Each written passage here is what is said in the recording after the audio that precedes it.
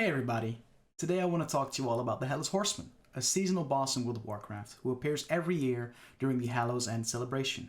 When he appears, he will go around attacking and terrorizing several towns across Azeroth, setting them on fire.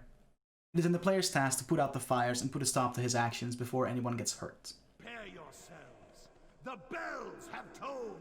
Shelter your weak, your young, and your old. Each of you shall pay the final sum. Cry for mercy! The reckoning has come!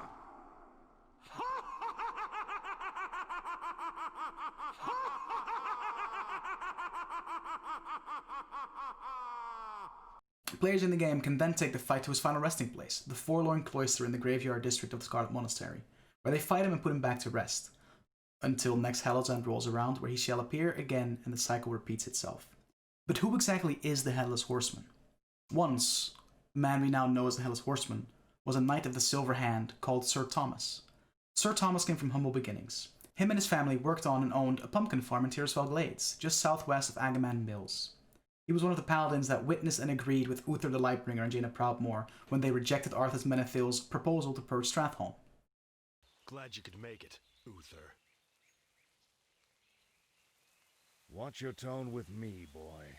You may be the prince, but I'm still your superior as a paladin. As if I could forget. Listen, Uther. There's something about the plague you should know.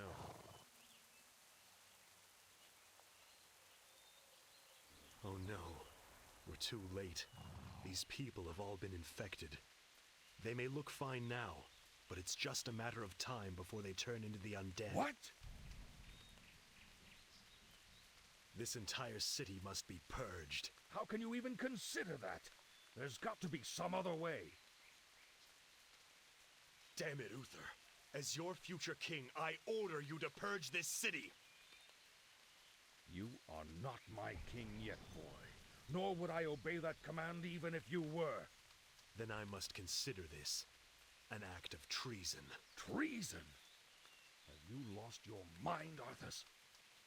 Have I? Lord Uther, by my right of succession and the sovereignty of my crown, I hereby relieve you of your command and suspend your paladins from service. Arthas, you can't just... It's done. Those of you who have the will to save this land, follow me. The rest of you, get out of my sight. He witnessed Baron Rivendair's betrayal as he sent large supplies of plagued grain to a village he was defending and received word that Prince Arthas returned from Northrend and had killed his father. Thomas believed that the foundation for the crime had begun long ago, before he set sail to Northrend.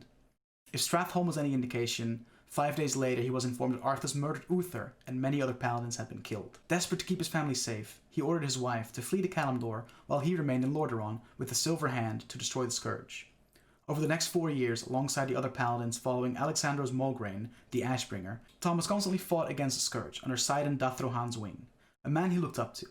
Eventually the Silver Hand was broken when Renaud Mograine murdered his father with the Ashbringer and the founding members of the Argent Dawn left. Thomas, however, stayed and joined the Scarlet Crusade. Sadly, on one fateful day, his story takes a very sad turn. Sidon Dathrohan, the man Thomas looked up to, led him to a town of refugees, who let them in under the assumption that it was just another plague check. Dathrohan gradually convinced Thomas that the population was infected, and unlike Stratholme, Thomas helped to slaughter all the refugees. Among those refugees was his own family. He killed them before he realized who they were, his daughter turning to look him in the face as his sword struck her down. He learned that when he had put them on the last ship to Kalimdor, a storm had been approaching and damaged the ship before it could leave. With Lordaeron in chaos, there had been no shipwrights to make repairs, and other ships would have been too full. The passengers were told to hide where they could. A broken man, he was taken back to the Scarlet Monastery, where he finally went mad, believing the entire world to be infected and speaking in rhyme. He alone was the only person that could save them. After killing many of his former comrades on Hallow's End, he was confronted and beheaded. Dathrohan decided to give the fallen crusader an honorable burial. Once entombed and alone with the body, Dathrohan turned out to be Balnazzar, the Dreadlord, disguised as the fallen general Dathrohan, and he used his own blood and fell energy to erase Thomas's corpse, creating the Headless Horseman with his own mad free will. Now, every year during Hallow's End, the cursed Thomas, now properly known as the Headless Horseman, returns to fulfill his duty, kill as many plague-infected people as he can before the Hallow's End festival ends. And even though every year heroes across Azeroth can put a stop to this, the cycle will repeat itself every Hallow's End. I hope you all enjoyed this video. It might be a little shorter than what you're used to, but there's not a whole lot of story to the Headless Horseman. But at least, hopefully now, you have a little bit more understanding that he's more than just a seasonal boss, that there's actually some story behind him, and it is quite sad. If you enjoyed this video, don't forget to leave a like, leave a comment. This really helps these videos getting picked up by the YouTube algorithm, and subscribe if you are new. See you all in the next video. Goodbye!